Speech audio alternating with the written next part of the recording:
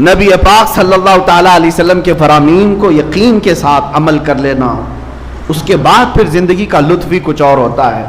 آپ نے دیکھا ہوگا، میں سورہ بقرہ کی تفسیر برسوں سے کرتا ہے، آپ کو بھی پتہ ہے، یہاں پر تفسیر بھی ہوئی۔ سورہ بقرہ گائے کا نام ہے نا، بقرہ گائے کو کہتے ہیں، اور اس سورہ کا نام ہی گائے ہے۔ واقعہ جو پیش آیا تھا بنی اسرائیل میں، ایک آدمی، مالدار آدمی قتل ہو گیا تھا، اور قاتل کو ڈھونڈنا تھا، کون مرڈر کیا ہے۔ حضرت موسیٰ علیہ السلام کے پاس قوم آئی، کہا کہ اس کا قاتل کون ہے معلوم کیجئے۔ اللہ سے انہوں نے دعا کی تو اللہ نے فرمایا ایک گائے ذبح کرنے کے لیے کہو۔ کیسی گائے چاہیے تھی؟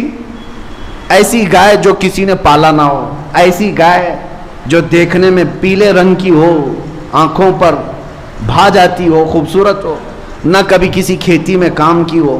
اس طرح کی گائے اللہ نے قرآن میں فرمایا وہ ذبح کریں، اور اس کی پونچھ لے کر کے وہ مرے ہوئے آدمی کو ماریں، وہ خود زندہ ہوگا، بتائے گا اسے کون قتل کیا۔ یہ اللہ کا امتحان بھی تھا۔ ایک آدمی قتل ہوا ہے، اس کو جانچنے کے لیے گائے کا کیا تعلق ہے؟ یہاں پر بھی میرے عزیزو، یہ تعلق ڈھونڈنا تمہارے اور ہمارے کاموں میں ہو سکتا ہے، اللہ کے کاموں میں نہیں۔ تم یہ نہ پوچھو کہ اس کام کا اس سے کیا تعلق۔ بہرحال میں واقعہ شارٹ میں بتا رہا ہوں، یہ گائے ان کو کہاں ملنی تھی، ڈھونڈنا تھا۔ اتفاق ایسا، اسی زمانے میں ایک نیک آدمی، اس کا ایک چھوٹا بیٹا تھا، بیوی تھے، گھر چھوٹا سا تھا، چھوٹی سی فیملی، لیکن وہ بندہ بڑا پرہیزگار، اچانک بیمار ہوا۔ اس کے گھر میں کوئی چیز نہیں تھی سوائے ایک گائے کے بچیا، ایک گائے کی بچیا تھی، چھوٹی سی تھی۔ اس نے دیکھا کہ بیماری اس کی بڑھتی جا رہی ہے اور مرنے کے قریب آ گیا۔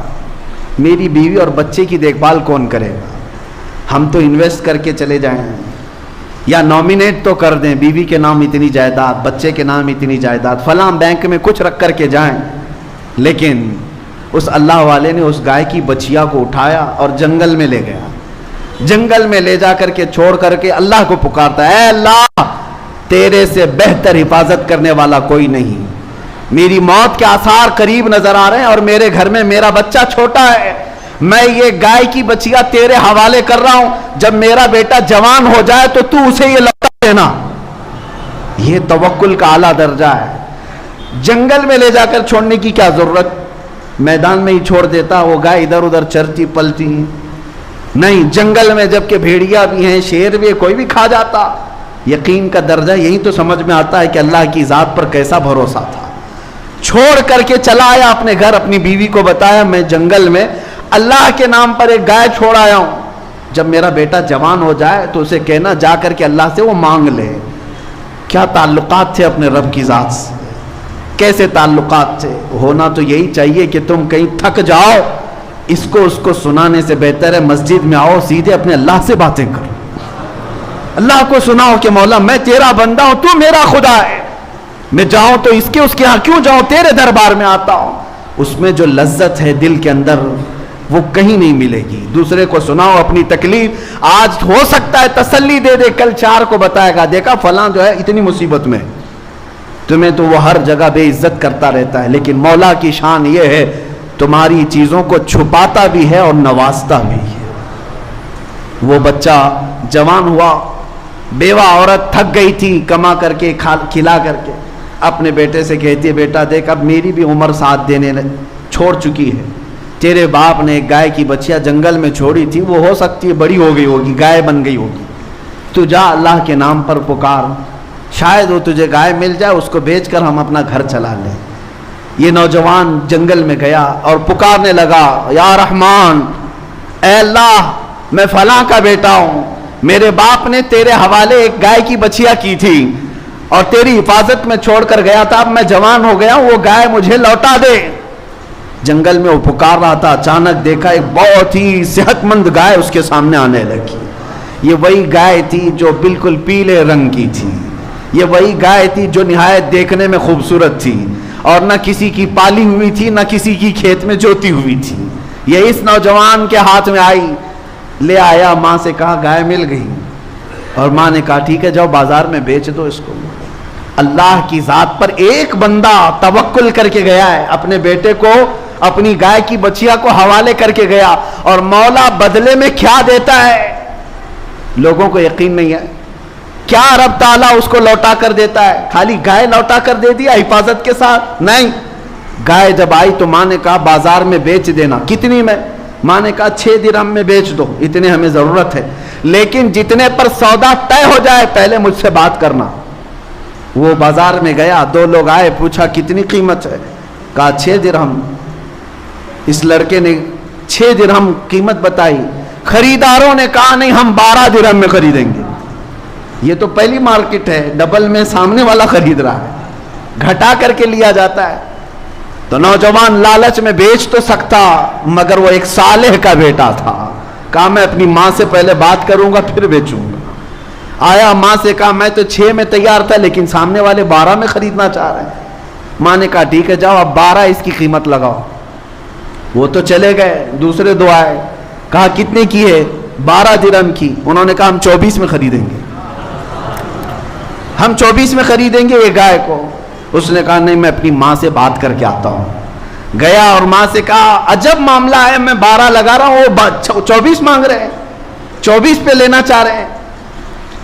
تو ماں نے کہا بیٹا اب کی بار جا، قیمت مت لگا. جو آئیں گے خریدنے کے لیے ان کا ہاتھ پکڑ لینا اور پوچھنا میرے گائے کی کیا قیمت ہے، تم ہی بتاؤ. ماں سمجھ چکی تھی، ماں سمجھ چکی تھی. بیٹے نے پوچھا ایسا کیوں؟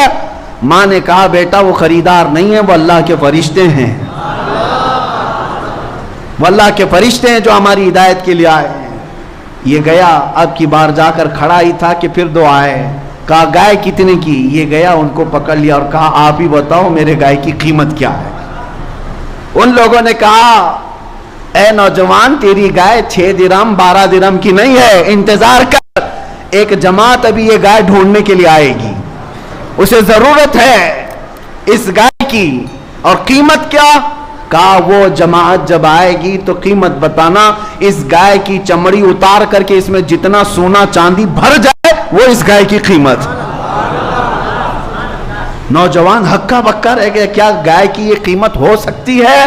انہوں نے کہا ہاں ہو سکتی ہے، اللہ جب دلانے پر آئے اس سے بھی زیادہ عطا کرے.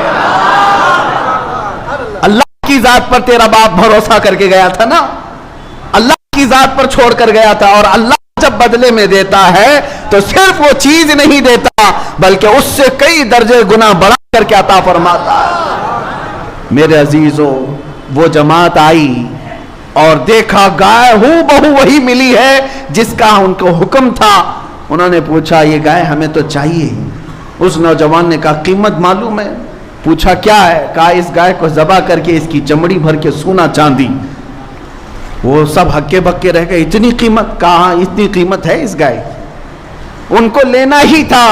اب دیکھیں اللہ تبارک و تعالیٰ کے سارے کام مقدر پر کس طرح ہوتے ہیں.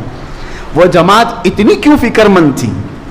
ان کو کیوں چاہیے تھا کہ وہ قاتل کون ہے پتہ چلے؟ ایک آدمی کا مرڈر ہو گیا، مر گیا، اور قاتل کو ڈھونڈنے کے لیے اتنی فکر کیوں؟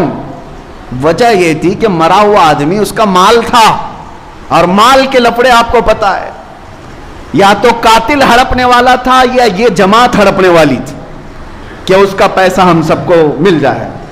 اب جا کر کے شارحین فرماتے ہیں وہ تیار تو ہو گئے قیمت دینے کے لیے، لیکن فیصلہ کیا کون دے گا یہ پیسہ؟ قاتل کو ڈھونڈنے کے لیے کس کا پیسہ لگایا جائے گا؟ تو طے یہ ہوا کہ مرا ہوا جو آدمی ہے اسی کے پیسوں سے یہ خریدا جائے.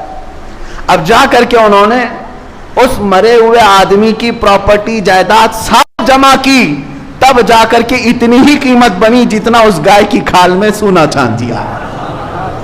لالچ کرنے والوں کو ان کا انجام، یعنی وہ قاتل، یہ انہوں نے قیمت دے دی، گائے خرید لی، ذبح کر کے پونچھ ماری، اور وہ یقیناً زندہ ہوا مرا ہوا آدمی، اور اٹھا اور اس نے کہا میرا چچیرا بھائی مجھے مارا تھا، وہ قاتل ہے. وہ بھی گرفتار ہوا، مال بھی گیا، اور وہ خالی ہاتھ رہے. لیکن اللہ کی ذات پر ایک صالح بندہ جو توکل کر کے گیا تھا، جنگل میں بچیا چھوڑ گیا تھا، مولا کریم نے بچیا تو اس کو واپس دلائی، لیکن ظالموں کو ان کے کام کے انجام تک پہنچا کر صالحین کے گھر کو اللہ تعالیٰ آباد بھی فرماتا ہے. اسی لیے حدیث پاک میں اگر تمہارا باپ اللہ کی ذات پر توکل کرتا ہے تو 7 نسلوں تک اللہ اس کا فائدہ پہنچاتا ہے. صالحین اگر گھر میں ہو 7 پشتوں تک اس کا فائدہ ہوتا ہے.